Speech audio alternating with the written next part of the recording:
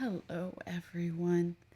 Hello, and welcome to the Daily Space for today, September 10th, 2018. My name is Dr. Pamela Gay, and I am here to put science in your brain. As always, I'm going to do a quick roundup of everything that's new in space science and astronomy, or at least a lot of what's new in space science and astronomy, and then I'll take all your questions. Now, you may notice I am coming to you from a slightly unusual location. This is actually my living room. As some of you may know, I fell off of a bike last Monday and clobbered my arm. All last week, I attempted to do everything from my desk, which meant not elevating my arm the way my doctor told me to, and I regret that decision. So I'm now coming to you from a completely different location where I can keep my arm elevated as needed throughout the day. So welcome to my living room. Anyways, this isn't science. Let's work on getting ourselves refocused on science. In today's, whoa, something bad happened to my chat. Let me fix that. There seems to be a connection between my chats on the two different websites. I don't know what this connection is. All I know is something went very terribly wrong. Okay, so let's see if this will help. Sorry about that. Okay, I will eventually get all the chats to work at once. Today is just not that day. Okay, now for some science. As you can see in this image up here, I have an artist's illustration of two different asteroids. These asteroids are Patroklos and Maniatius. I know I did not pronounce that correctly. This is a binary pair of asteroids that are orbiting out at the same distance from the Sun as Jupiter in what's called the Trojan asteroids. These are two groups of asteroids that are in a gravitationally sweet spot, a little bit ahead of Jupiter and a little bit behind Jupiter. Each of these asteroids is about 7 miles wide, and they orbit each other as together they orbit our sun. So this is a true binary asteroid system where it's a binary of two like-sized objects.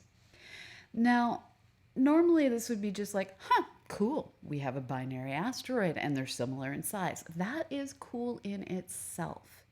What makes this even more interesting is this object existing, this pair of asteroids existing where they exist, puts limitations on when planets formed, when there was an age of heavy bombardment that was caused by Saturn and Jupiter rearranging our outer solar system. Scientists working at Southwest Research Institute have studied these objects and have run a variety of models trying to understand how they could get where they are.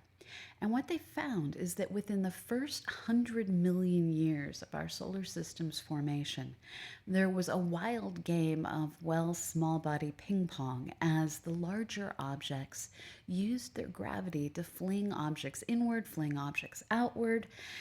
And some of the objects they flung outward were things like Uranus and Neptune. Now, it had previously been thought that this happened much later in the solar system's formation, and that this period of, flinging of small bodies was part of what was responsible for the massive impacts that we see on the moon, on Mars, and that we find even here on our own planet Earth. What we're now finding is there's probably two different periods with two different triggers, where early on in the universes, not in the universes, early on in our solar system's history, at that 100 million year mark, the gravitational pulls and pushes and torques of Saturn and Jupiter flung things everywhere, allowing these two young asteroids to end up orbiting one another out in the orbit of Jupiter. Now, later on, probably due to all of the junk left behind by an object that failed to completely form. Later on, all of these leftover bits, well, they decided to come after us as well. More details on exactly what drove those interactions, how this happened, we're still waiting for all of that to happen. But what's cool is this is one set of observations that forced scientists to go, huh, okay, we need to reorder the timeline of our solar system. In fact, today we have a variety of stories about science that we've discovered we need to, well, take another look at because new data has changed our perspective. Now, this graphic of the person covered in stars was part of the press release and has nothing to do with the story, but was so pretty I chose to include it. I believe it is meant to represent the scientist Larry Molnar, who works at Calvin College, who made an early, well, not quite enough data discovery that now has to be overturned. Some of you may remember that a few years ago, Larry Molnar made the prediction that a particular system of stars, KIC 9832227, would be exploding uh, in 2022, plus or minus a year. And that's a rather remarkable discovery. He based this on observations that he had taken between 2007 and 2011 of this object and on some archival data that he'd been able to turn up that came from 1999. Based on looking at the timing of, well, when these things orbited one another on their roughly 11-hour orbit, he determined that the orbit was degrading in such a way that a celestial merger was in the not too distant future. Now, since then, graduate student Quentin Socia, a graduate student at San Diego University, has gone back, looked at the data that Molnar had from Calvin College, looked at the earlier data from 1999, and also looked at a variety of other observations that weren't yet published that showed what had happened to the object between 1999 and 2007. What they realized was, well, the 1999 paper was off. In fact, it was off due to a typographical error, and these things happen. It was off by a typographical error that caused Molnar's calculations to be off by 12 hours, showing that he had missed one entire orbit and, well, he thought that the orbit had evolved by an hour in all of that time.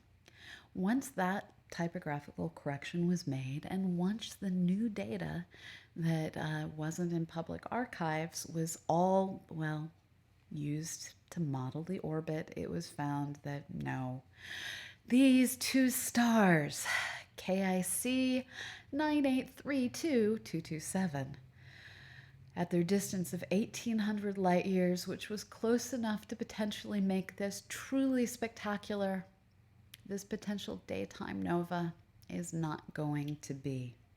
And what's kind of amazing about this story is the press release didn't come from, well, San Diego State University, where new data was used to refute the claims of an upcoming nova. Instead, it was actually Calvin College saying, nope, we got this wrong, and here's a press release where we admit that our science was just a little bit early. And now that we have a full view of the data, we're going to, well, change our view of things. This is the thing about science. When we get new data, we change our mind. We change the story to fit reality. It isn't the other way. We don't look at our data and purposefully fit it to fit what we want the universe to be. If that was the case, we wouldn't have dark energy, because Lord knows it makes the calculations a whole lot more complicated, and no one really wants to solve those equations. Well, Reality, it turns out, keeps being a little bit more difficult, and humans turn out to be a little bit more flawed than we always take into account. So, here's to updating theories when new data comes in to show that you need to update things.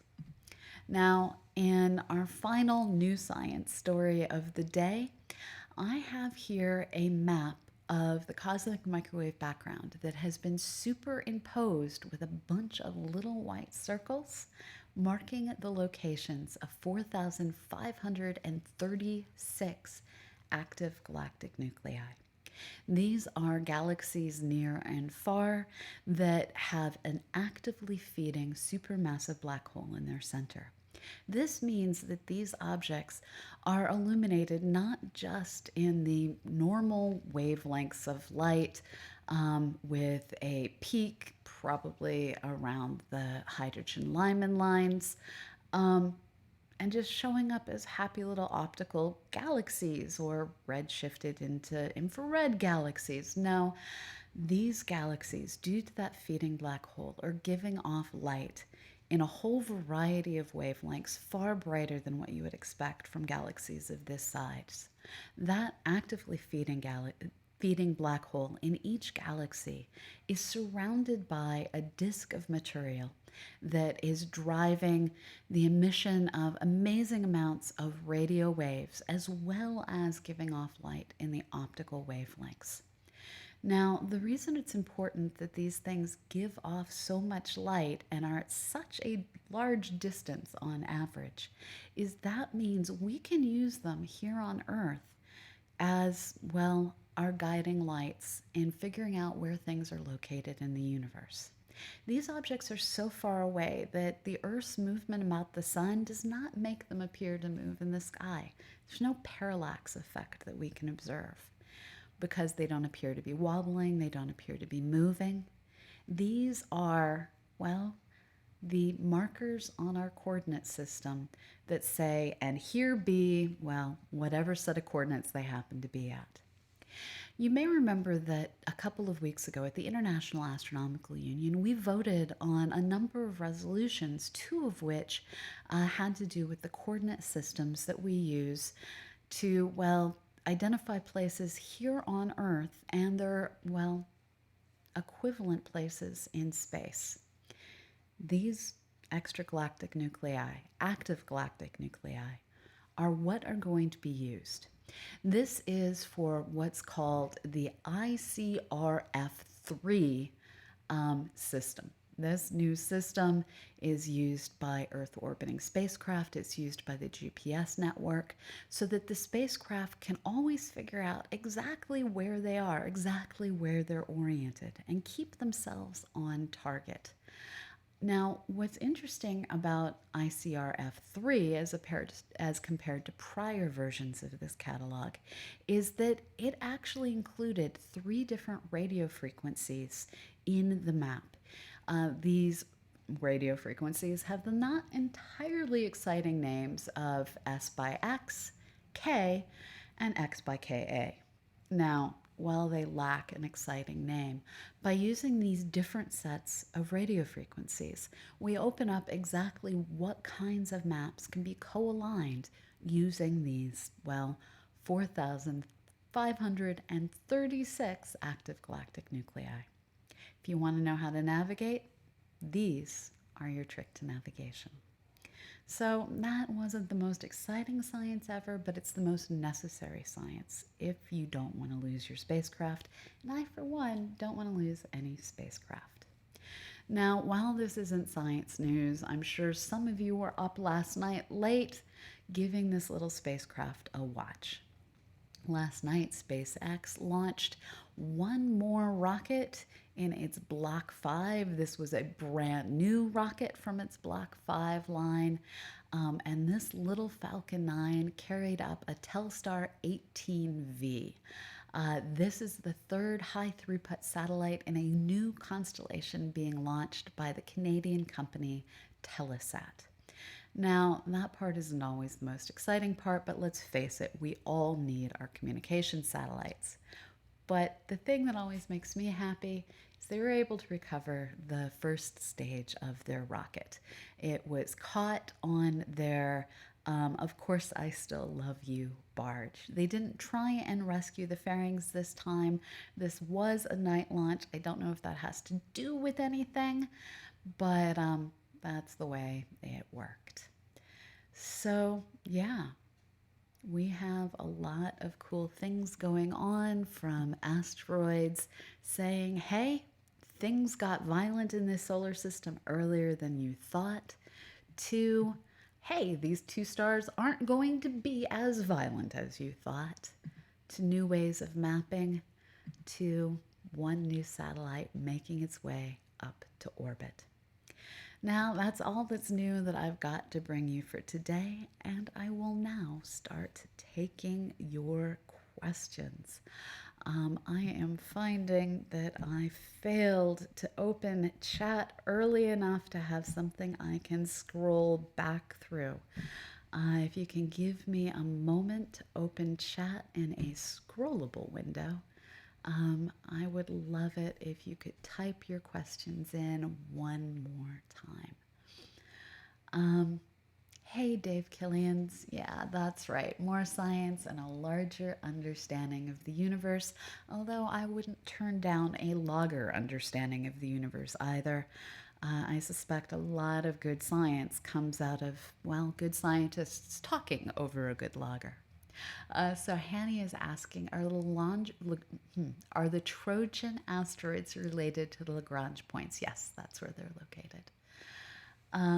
Oh, and I am being reminded by a giant pop-up on my Twitch screen that from September 10th to September 13th, any of you who have a gift sub to our channel can convert that into a tier 1 recurring subscription for just $1. Okay, so I'm now dismissing their commercial, which I have passed on to you. So I see that AstroWise is making the comment that Mr. Stephen, the fairing catcher ship, now has bigger nets. Hopefully that will make it easier to catch things. So Hanny is asking, and Fenrig, thanks so much for gifting the sub to Hanny. Can we light up the chat for that? So Hanny is asking, is there any correlation between the location of the AGNs and the temperature of the CMB? Nope, not at all. Occasionally active galactic nuclei that are in really big superclusters, and it's the supercluster that's to blame. The gravity of that supercluster is able to shift the color of the backward of the behind cosmic microwave background. This is called the Zildovich, the Zheniev-Zildovich effect. That one I know how to pronounce. You can use neutron stars as well for space travel, Hanny, but only extraordinarily far away ones. You want to have objects that are far enough away that they don't appear to move against the background as you move through space. Thank you, everyone, for all the rockets. And K-More, thanks so much for the bits. That's always greatly appreciated. Can we get one more round of rockets firing, please? And are there any more questions out there? Thank you, Trekker Kev. All the bits, all of them. Thank you so much. Oh, Uncle Bill, you got gently scolded by Nightbot. Thank you.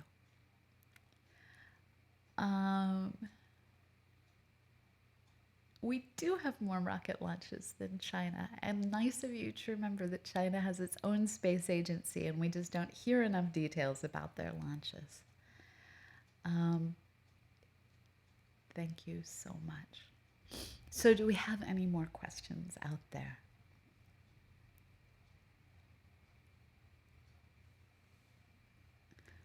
Okay, we need more information about your passion for the Dawn mission, Larry. Thank you, Keeper of Maps. Thank you all so much. Oh, my My happy swarmy thing was off screen. The next time it goes off, it should be entirely on screen. Sorry about that. Um, I don't know DPI 209. I suspect it varies greatly year to year. So I see Fenrin asking about my arm. I had my bike suddenly go from fast to zero, and my left hand on the handlebars took all my weight, which probably prevented me from going over the handlebars. Um, and I sprained my wrist, have a fusion of the elbow, did something unfortunate to my rotator cuff. I'm currently at the stage of debating if I should ask for a second set of x rays to uncover any hairline, any things I might have done, and just sucking it up and behaving myself. So, this is my current debate. But it is better to pretend to be athletic and fail than to be a true couch sofa. And so I shall get my bike a much needed tune up and go back to pretending to be athletic. So Graham is asking, when a spacecraft is navigating, does the online computers actually do the calculations, or is it done from launch control on Earth? It's generally done on the spacecraft. You want your spacecraft to be able to navigate itself in case for some reason it gets spun one way or the other, or just has an unfortunate firing of one of its rockets. If it can't figure out for itself where it's pointed, we're in a whole lot of hurt. Um, So our instro is asking, what are they going to do with Dawn? This is the ion-propelled spacecraft that first flew to the asteroid Vesta and then went on to the asteroid Ceres and is about out of navigational fuel. So the question is, what are they going to do with Dawn since it wasn't scrubbed for bacteria, but they found that Ceres has a bunch of water? So the orbit that they're putting the Dawn mission into is one that's very elliptical and also happens to be nicely stable. This means that it is currently able to keep getting data, and it's going to keep getting data until it's out of fuel. Now, once it runs out of its maneuvering fuel, this is hydrazine, it will no longer be able to keep its solar panels in alignment with the sun. If it can't get solar electricity, it just can't do its job as a spacecraft. When this happens, the mission is going to continue to be orbiting Ceres. It's believed that the orbit should be stable for at least 50 years, and hopefully that's enough time for space to do all the possible sterilization that space can do, and that we won't need to worry about this little spacecraft contaminating the surface of our favorite little asteroid, or at least my favorite little asteroid. Hydrazine is nasty stuff, but they're going to use it all up. Um, so Hanny is asking, could we detect supernovae on the other side of the galaxy in infrared? I don't know. I suspect that there are places that we could see them, and I also suspect that there are places where just too much stuff and things are in the way. I suspect that if you went digging through the astronomical archive, this is just Google NASA ADS, you may be able to find a study on what parts of the far side of the galaxy are and are not visible in various wavelengths. Yeah, Dave, we need so many more new missions. Unfortunately, funding for new missions is scarce right now.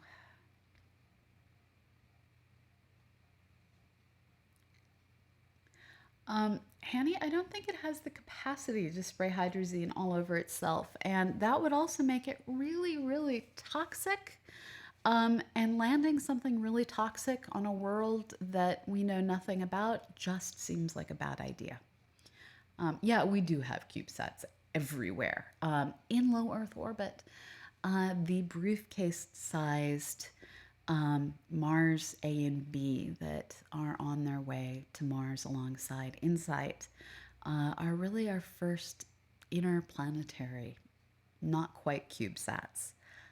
Let's see what they're capable of proving and doing, and see what this year's vote does and how many NASA lovers we end up voting into Congress. So if you're a United States system, if you're a United States citizen, well, you know your job. So Fenring is asking, a bit off topic, with all of the data on the Milky Way gathered so far, how good a picture of it can we paint? Very good. There's recently been some new ones coming out of Gaia that only point a picture in one swath, but it's very impressive. And in combination with the Sloan Digital Sky Survey data, uh, we know that we live in a barred spiral galaxy, and that's just kind of awesome. Yeah, our instro is saying the exact same thing I just said and doesn't know it because of lag. Um, so, what other questions do we have? So the bar is, and let me turn off my overly loud phone. Sorry about that, folks. Um, so the bar is induced by some sort of a gravitational instability. We're still trying to fully understand what causes the structures we see in some galaxies. Best guess is it's gravitational interactions with the large or small magellanic cloud that is driving our system's gravitational waves, not gravitational waves, the I've lost all English. That's driving the arm formation. We're just going to go with that. We're just going to go with that. Um, Sadly, not lots of bottles of liquor for me. Maybe some painkillers though. So, do we have any other questions? Um, I'm not sure I want to go to the bar of the galaxy. It's awful dense, and dense areas are kind of hard to navigate. Podruski, ja gavadru podruski neochen horsha. Um, the as far as we know, the bar doesn't indicate anything special about the dark matter in our system. As far as we know, dark matter is generally radially symmetric around the galaxy. At least that's how we're currently modeling it in most cases. What other questions do you all have? If not, let me give you a roundup of what's to come. We are in the process of bringing all of our sister shows out of hiatus, and so we're going to have even more science streamed online just for you. CosmoQuest is a project that works in collaboration with many other things. This channel itself is produced in a collaboration between the Astronomical Society of the Pacific, the Planetary Science Institute, and Youngstown State University. While CosmoQuest is a collaboration of just those people in our production, we work in close collaboration with Universe Today, with the show I co host, Astronomy Cast, and a variety of other media productions. All of our media productions, well, we rely on a group of amazing humans. These are the volunteers that make up the Weekly Space Hangout crew. If you want to find out about all of our collaborating productions, go to wshcrew.space and find out, well, what all's going on and how you can get involved. This means that in addition to everything we produce over here on CosmoQuest, with the daily space, our Tuesday night office hours, our Monday and Friday after 101, our Thursday learning space, well, you also have Wednesday nights, the Weekly Space Hangout, Friday afternoons, Astronomy Cast. All of these shows have one goal: to put science in your brain. So show up and learn all you can possibly learn. And remember, you can click on over to cosmoquest.org and be part of the doing of the science. We have more images than we know what to do with, and this means we need your help going through and doing the things we can't write software to do. We need your help mapping out the craters, finding the rocks, and, well, matching astrophotographs with our own planet Earth. So please, if you have a moment, go over to cosmoquest.org, do some science, and go over to wshcrew.space and find out all the ways you can learn. So thanks so much. And I will see you all online probably tomorrow, if not sooner. Bye bye. Wherever you are, remember, go outside, look up, and have a great morning, evening, or afternoon. Bye bye.